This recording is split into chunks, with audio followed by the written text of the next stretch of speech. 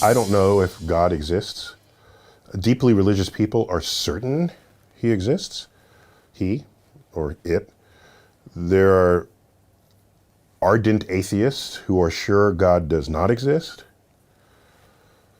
My posture is, particularly in the monotheistic traditions, that God is typically described as being all-knowing, all-powerful, and all good.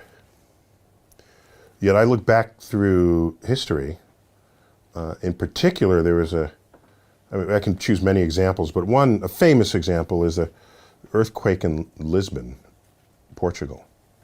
When was it? 1755, somewhere around there. 80,000 people died. By the way, that earthquake took place on All Saints' Day, in the morning, when most people, Lisbon, one of the holiest cities in Europe, most people were in church. Churches were the largest structures of the day. If you have an earthquake, what's the first building to collapse? It's the ones that are the largest, the most susceptible. So people died in churches. Then there's a tsunami that basically wiped Lisbon off the map.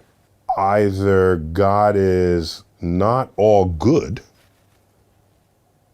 if we define good as being in the interest of your health and longevity, that's a pretty simple definition of something that's good for you, or God is not all powerful. But it's not clear whether God could be both of those at the same time for that event. So I take issue with what many people say God is. But there are other kinds of ways to think about God. There are enlightened religious people who would say God is the manifestation of the laws of physics in the universe. I don't have a problem with that. But is God the person who tells you who you should mate with and on what day you should eat what kind of food and is that your God? That's different from this other one that maybe just sort of put the universe into place.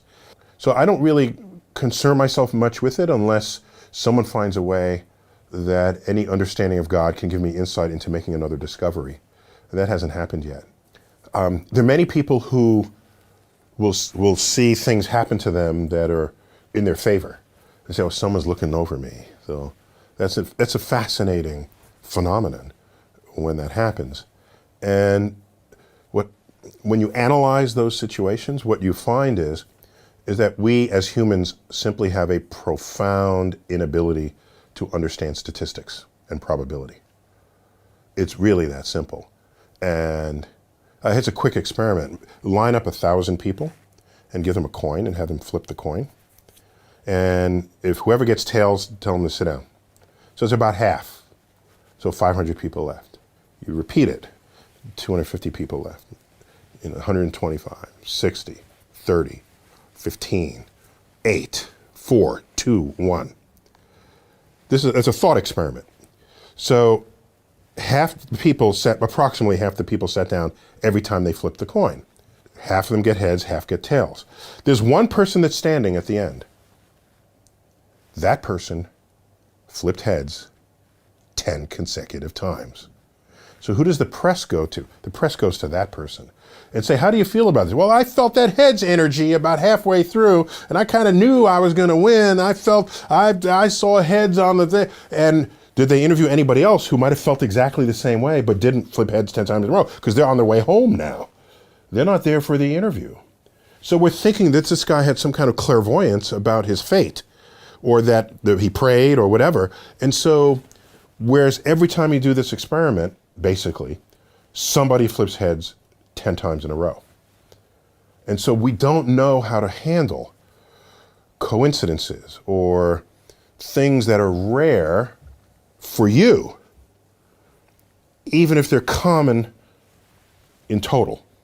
So, yeah, no, whatever God is not luck. We can demonstrate that mathematically.